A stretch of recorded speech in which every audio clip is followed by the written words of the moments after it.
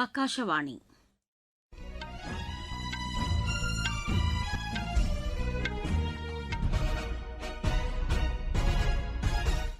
செய்திகள் வாசிப்பவர் சித்ரா பாலசுப்ரமணியன்.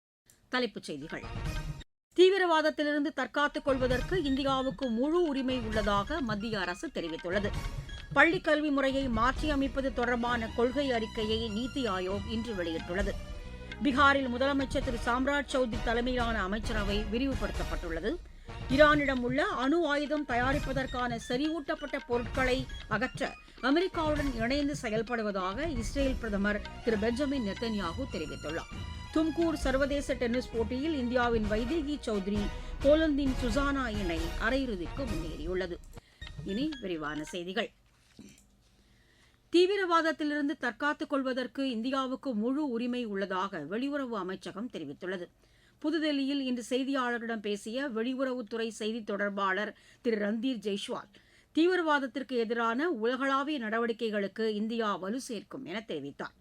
ஆபரேஷன் சிந்தூர் ராணுவ நடவடிக்கையின் மூலம் பாகிஸ்தானின் எல்லை தாண்டிய தீவிரவாதத்திற்கு பதிலடி கொடுக்கப்பட்டதாகவும் அவர் கூறினார்.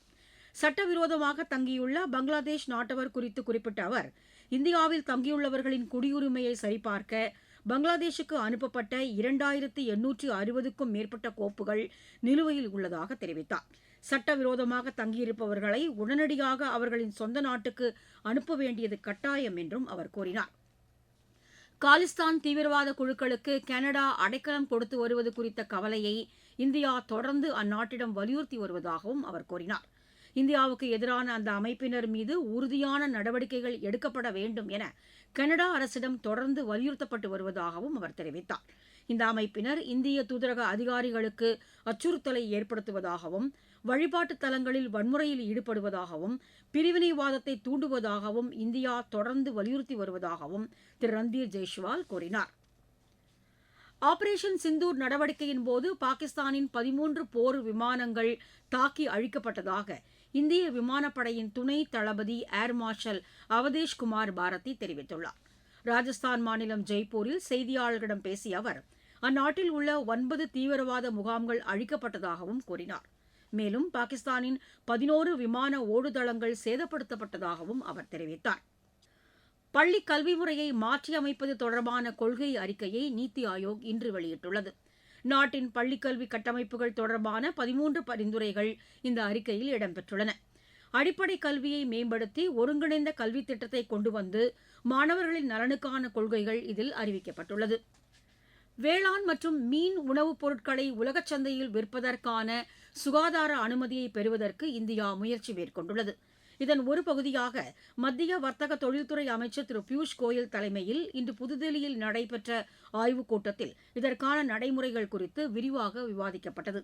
இக்கூட்டத்திற்கு பின் அவர் வெளியிட்டுள்ள சமூக வலைதள பதிவில், இந்தியாவிலிருந்து ஏற்றுமதியாகும் வேளாண் மற்றும் மீன் உணவுப் பொருட்களுக்கு உலகச் சந்தையில் சுகாதார அனுமதி கிடைக்கும் பட்சத்தில் இவற்றின் ஏற்றுமதி அதிகரிக்கும் என்றும், விவசாயிகள், மீனவர்கள் ஆகியோரின் வருவாய் உயரும் என்றும் தெரிவித்துள்ளார். நாட்டில் உள்ள உணவு பதப்படுத்தப்படும் தொழில்களுக்கு இந்த அனுமதி உத்வேகம் அளிக்கும் என்றும் அவர் குறிப்பிட்டுள்ளார். உலக தரத்திலான உற்பத்தியை உறுதி செய்வதற்கான கட்டமைப்பை ஏற்படுத்துவது, அனுமதி பெறுவதற்கான அமைப்பு மற்றும் பொருட்களின் தரத்தை உயர்த்துவது உள்ளிட்ட பல முக்கிய அம்சங்கள் குறித்து இக்கூட்டத்தில் விவாதிக்கப்பட்டதாகவும் அவர் கூறியிருக்கிறார்.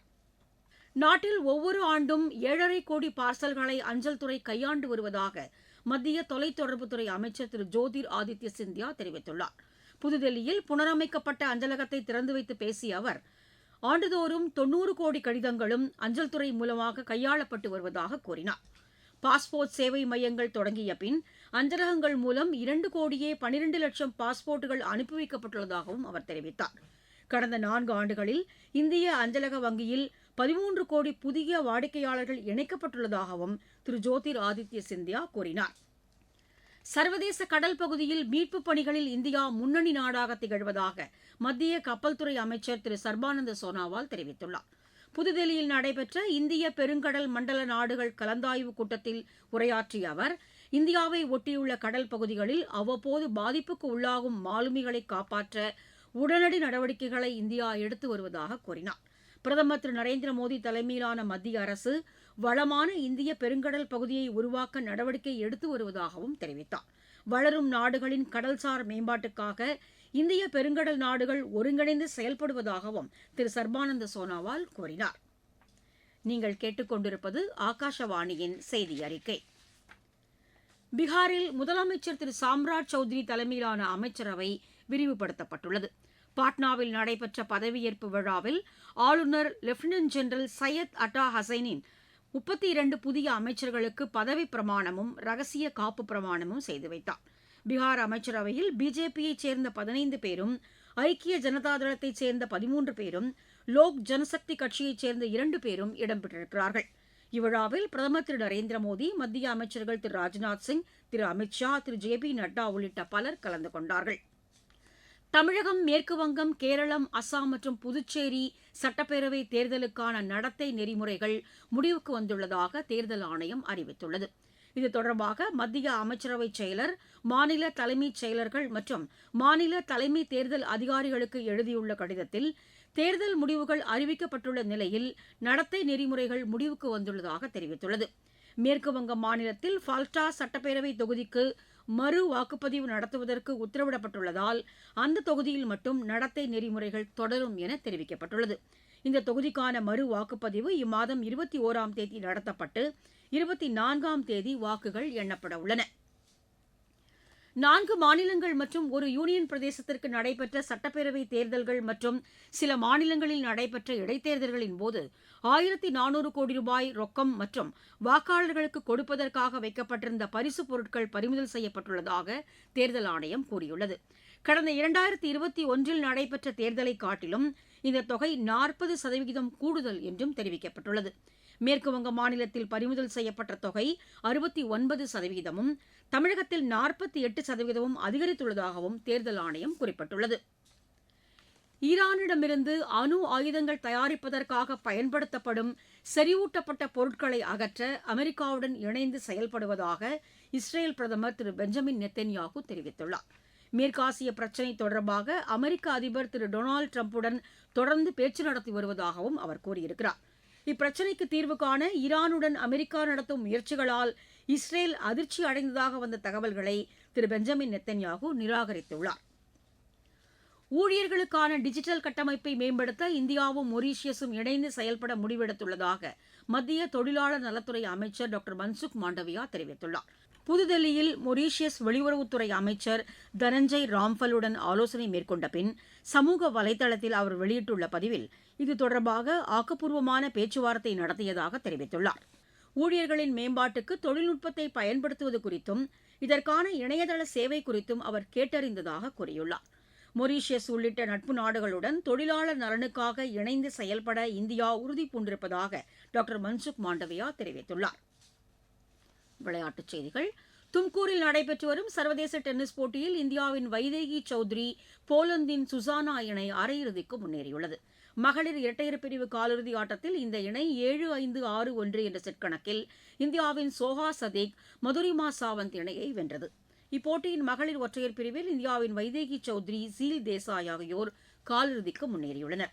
அமெரிக்காவில் நடைபெற்று வரும் சர்வதேச டென்னிஸ் போட்டியில் இந்தியாவின் பிரார்த்தனா தோம்ப்ரே, அமெரிக்காவின் ஜடே டேனியல் இணை காலிறுதிக்கு முன்னேறியுள்ளது. தாய்லாந்தில் நடைபெற்று வரும் சர்வதேச டென்னிஸ் போட்டியில் இந்தியாவின் பிரஜ்வால் தேவ் காலிறுதிக்கு முன்னேறியுள்ளார். ஆடவர் ஒற்றையர் பிரிவு காலிறுதிக்கு முந்தைய சுற்று ஆட்டத்தில் அவர் 3-6, 6-4, 7-6 என்ற செட் கணக்கில் மணீஷ் சுரேஷ்குமாரை வென்றார். ஐபிஎல் கிரிக்கெட் போட்டியில் பெங்களூரு அணி இன்று லக்னோ அணியை எதிர்கொள்கிறது. லக்னோவில் இன்னும் சற்று நேரத்தில் தொடங்கவுள்ள இப்போட்டியில் டாஸ் வென்ற பெங்களூரு அணி முதலில் பந்து வீச தீர்மானித்துள்ளது. மீண்டும் தலைப்புச் செய்திகள். தீவிரவாதத்திலிருந்து தற்காத்துக் கொள்வதற்கு இந்தியாவுக்கு முழு உரிமை உள்ளதாக மத்திய அரசு தெரிவித்துள்ளது. பள்ளிக் கல்வி முறையை மாற்றியமைப்பது தொடர்பான கொள்கை அறிக்கையை நீத்தி ஆயோக் இன்று வெளியிட்டுள்ளது. பீகாரில் முதலமைச்சர் திரு சாம்ராஜ் சௌத்ரி தலைமையிலான அமைச்சரவை விரிவுபடுத்தப்பட்டுள்ளது. ஈரானிடம் உள்ள அணு ஆயுதம் தயாரிப்பதற்கான செறிவூட்டப்பட்ட பொருட்களை அகற்ற அமெரிக்காவுடன் இணைந்து செயல்படுவதாக இஸ்ரேல் பிரதமர் திரு பெஞ்சமின் நெத்தன்யாகு தெரிவித்துள்ளார். தும்கூர் சர்வதேச டென்னிஸ் போட்டியில் இந்தியாவின் வைதேகி சௌத்ரி, போலந்தின் சுசானா இணை அரையிறுதிக்கு முன்னேறியுள்ளது. இத்துடன் இந்த செய்தி அறிக்கை நிறைவடைகிறது. எமது செய்திகளை சமூக வலைதள பக்கங்களில் AR நியூஸ் சென்னை என்ற முகவரியிலும் RNU சென்னை என்ற யூடியூப் சேனலிலும் உடனுக்குடன் அறிந்து கொள்ளலாம்.